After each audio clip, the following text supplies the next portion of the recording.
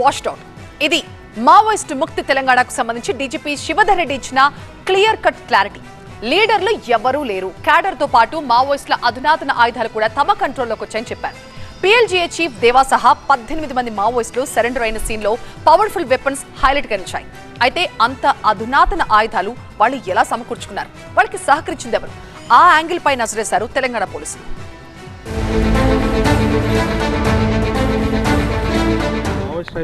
రైతు రాష్ట్రంగా తెలంగాణ అయ్యే ఛాన్స్ ఉందా సార్? ఆల్రెడీ అయినట్టే కదా, 17 మంది ఉన్నారంటే ఆల్మోస్ట్ అయిపోయినట్టే కదా. ఛత్తీస్గఢ్ బీజాపూర్ లో భారీ ఎన్కౌంటర్ లో 14 మంది మావోయిస్టులు చనిపోయారు. ఇక తెలంగాణ అడ్డాలో పతనమంచున PLGA అనే పోలీస్ బ్యానర్ ఇలా ఫ్రేమ్ లోకి వచ్చింది.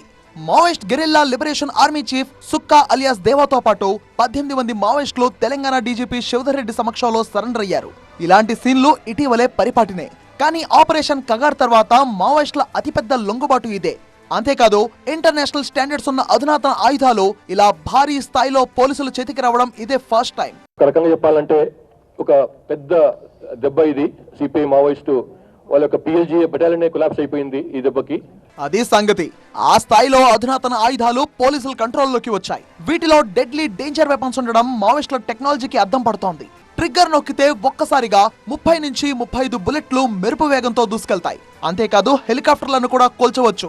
ఇప్పటి వరకు మావోయిస్టుల నుంచి ఎన్నో ఆయుధాలు స్వాధీనం చేసుకున్నారు పోలీసులు. కానీ 48 మౌంటెడ్ LMG వెపన్స్ దొరకడం ఇదే ఫస్ట్ టైం. తర్వాత హెలికాప్టర్ ఉపయోగించేటువంటి హెలికాప్టర్ ను కూలించేందుకని చెప్పి ఉపయోగించేటువంటి అమ్యునిషన్ 19 కూడా దొరికింది. 48 వెపన్లు, ఆయుధాలు, 93 మ్యాగజైన్స్ ప్లస్ 2206 అమ్యునిషన్ రౌండ్స్ కూడా లభించినాయి. తీసుకొచ్చి సరెండర్ చేసిన వాళ్ళు.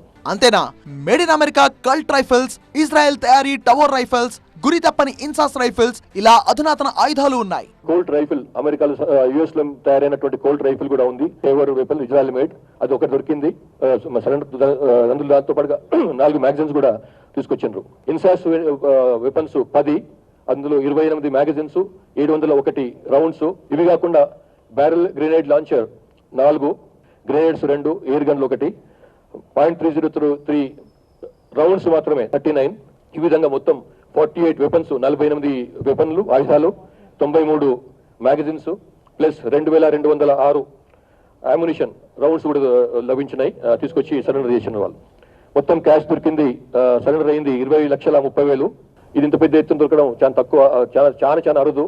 8 AK-47 లభించినాయి, వీళ్ళతో పాటుకు వచ్చినాయి. డెఫినెట్ గా ఇది పోలీసులకు బిగ్ అచీవ్మెంటే.